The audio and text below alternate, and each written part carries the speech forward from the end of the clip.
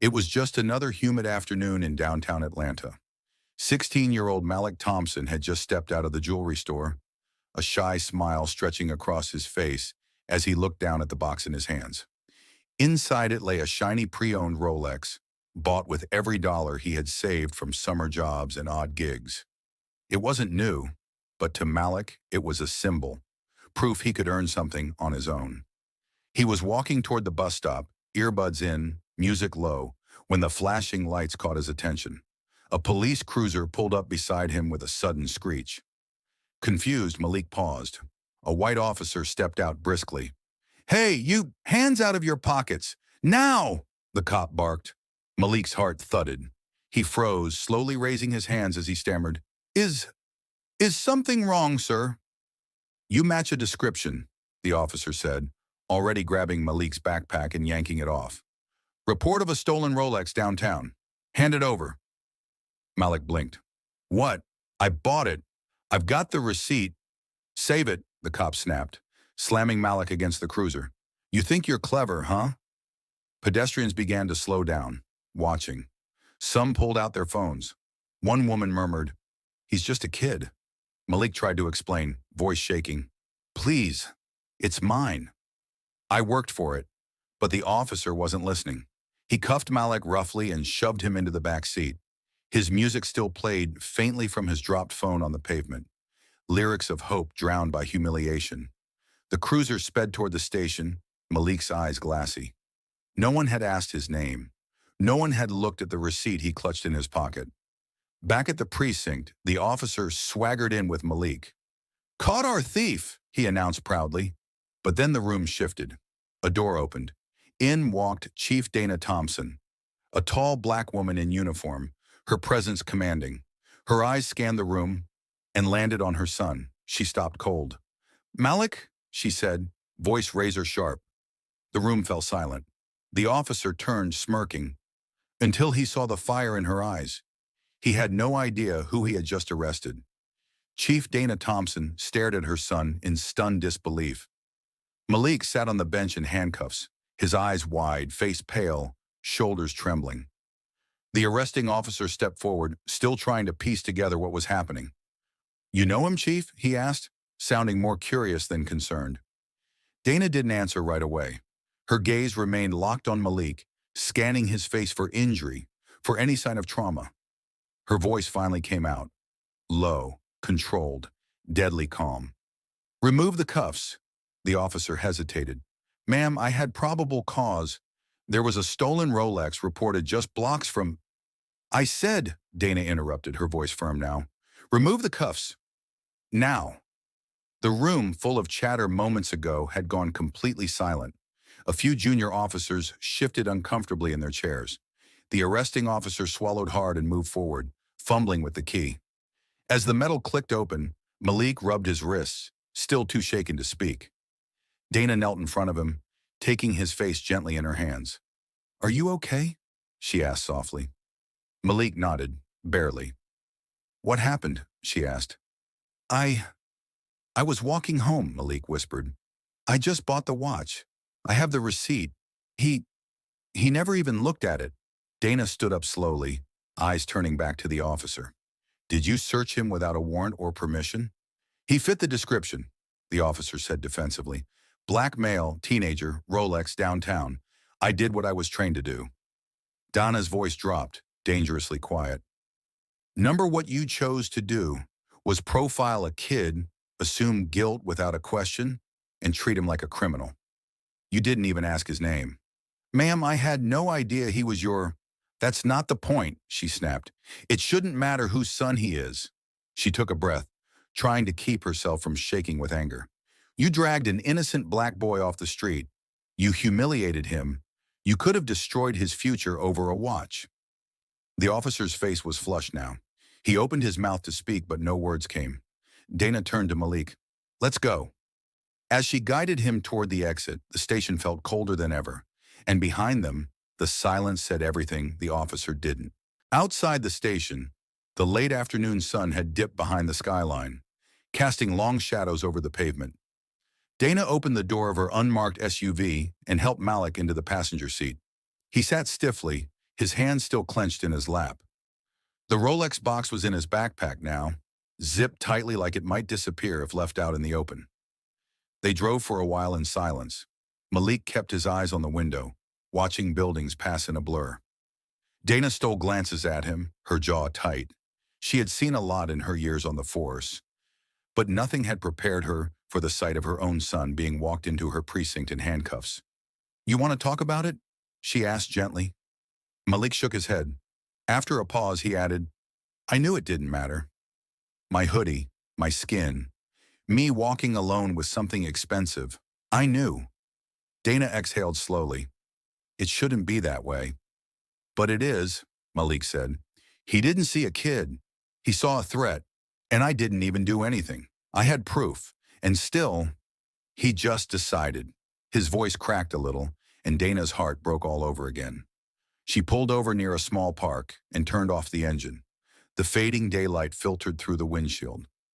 "I've spent my whole life trying to change this system from the inside," she said, "and still, my son isn't safe from it."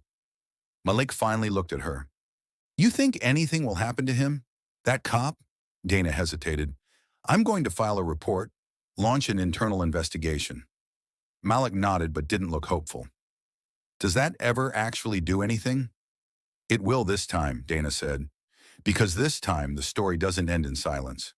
They sat there for a moment longer. The quiet buzz of cicadas in the trees outside filled the space between their words. Then Dana reached into the glove box and handed Malik a small notebook.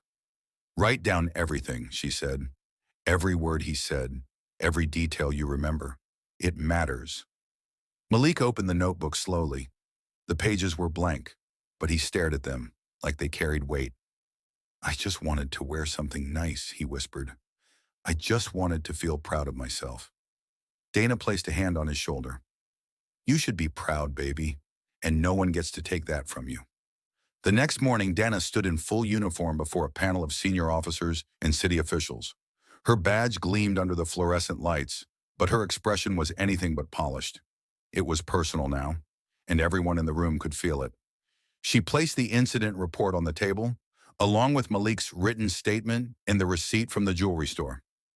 "This," she began, "is not just about my son.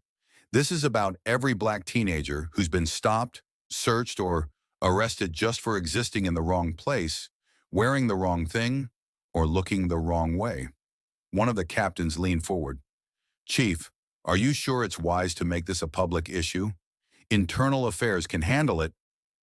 "I am Internal Affairs," Dana snapped, "and I'm not asking for quiet discipline. I'm demanding accountability." She turned to the screen where security footage from the precinct played on loop. The video showed Malik being walked in, handcuffed, frightened. The officer's tone, the smugness, the complete absence of protocol. The officer involved didn't verify Malik's identity, didn't read his rights, didn't check for a receipt. He assumed guilt based on appearance. That's racial profiling, and that is a violation of department policy. The room was silent. Dana took a breath. "We can't keep covering this up, not when our own children are the ones being hurt." Meanwhile, at Malik's high school, word had spread quickly. Some students had seen the footage online. It had been leaked overnight by a bystander who recorded the arrest on their phone. The comments flooded in. "That's messed up. He didn't do anything. Figures." Malik walked into the hallway feeling exposed, like every eye was on him. Some students nodded at him with quiet respect. Others didn't know what to say. But one teacher, Mr. Ruiz, his English teacher, stopped him. "I saw the video," he said softly. "I'm sorry that happened to you. If you ever want to write about it for the student paper, your voice matters." Malik nodded, surprised. He hadn't thought about telling his story that way. That night he sat on his bed, notebook open again. This time, not just to remember, but to be heard. By Friday, the story had spread far beyond Atlanta. Local news stations picked it up first, then regional outlets, and soon national headlines read, "Police Chief's Son Wrongfully Arrested, Racial Bias Alleged." Dana stood in front of the press outside City Hall, cameras flashing, microphones crowded in front of her. She took a deep breath and began. "My son is not just a statistic. He is not a suspect because of his skin color. He is a child, a good kid who bought himself a watch and was treated like a criminal. Reporters shouted over one another, but she raised her hand. This is bigger than just one officer or one department. This is about a culture that teaches fear instead of fairness, suspicion instead of service. I've worn this badge for 22 years, and I've seen too many families torn apart by injustice. I won't stand by when it hits my own doorstep. One reporter asked, "Chief Thompson, are you pressing charges?" Donna didn't flinch. An internal investigation is underway, and the officer involved has been placed on administrative leave. But I'm not here for revenge. I'm here for change. At school, Malik watched the press conference from his phone in the library. A crowd of classmates stood silently behind him, listening. Some looked at him with newfound respect. Others just didn't know what to say. One girl whispered, "Your mom's a boss." Malik smiled faintly. Later that afternoon, he met Mr. Ruiz in the journalism room. A draft of Malik's op-ed sat on the desk. The title read, "The Day I Was a Suspect, Not a Student." "I didn't know I had this much to say," Malik admitted. Mr. Ruiz smiled. "Sometimes pain clears the path for power." That night, Dana sat at the kitchen table with Malik's article in hand. As she read, her eyes welled up, not with sadness, but with pride. "You didn't just speak," she said quietly. "You taught." Malik looked down. "I just wrote the truth." "And that," Dana said, "is how change begins." Within days of Malik's op-ed being published on the school's website, it went viral. Shared by teachers, activists, and even a few celebrities, it sparked conversations across social media. People weren't just reacting to the injustice, they were listening. Malik was invited to speak on a local podcast about youth injustice. Nervous at first, he sat across from the host in a quiet studio, headphones snug over his ears, microphone in front of him. "When that officer grabbed me," he said slowly, "I stopped feeling like a person. I felt like a problem that needed to be handled. But I wasn't doing anything wrong. I just wanted to wear something nice, feel proud of myself." The host leaned in. "What do you want people to take away from your story?" Malik didn't hesitate. "That we're not what they assume. That you can't treat someone as dangerous just because they don't look like you. And that even kids have voices worth hearing." Back at the precinct, the internal investigation moved swiftly. Body cam footage and witness statements confirmed Dana's claims. The officer in question was placed on unpaid suspension, pending further disciplinary action. More importantly, Dana announced a new department-wide training initiative focused on bias awareness, accountability, and community engagement. It wasn't just about punishment. It was about prevention. 1 week later, Dana and Malik stood together at a community town hall. Residents filled the seats, black, white, young, old, all ready to listen. Malik approached the mic. His hands trembled slightly, but his voice was clear. "My mom's a police chief, but last week I wasn't the son of a chief. I was just another kid in handcuffs. This happens to kids like me all the time. Only difference is, my mom had the power to make noise. But we shouldn't have to be somebody to be treated like somebody." The crowd erupted into applause. Some people stood, others wiped away tears. That night, as they walked back to the car, Dana wrapped an arm around Malik's shoulders. "I know this wasn't the way you wanted to be seen," she said. "No," he replied softly. "But if it makes someone think twice the next time they reach for cuffs instead of questions, then maybe it was worth it." And for the first time in days, they both smiled. Not because things were fixed, but because the silence had been broken.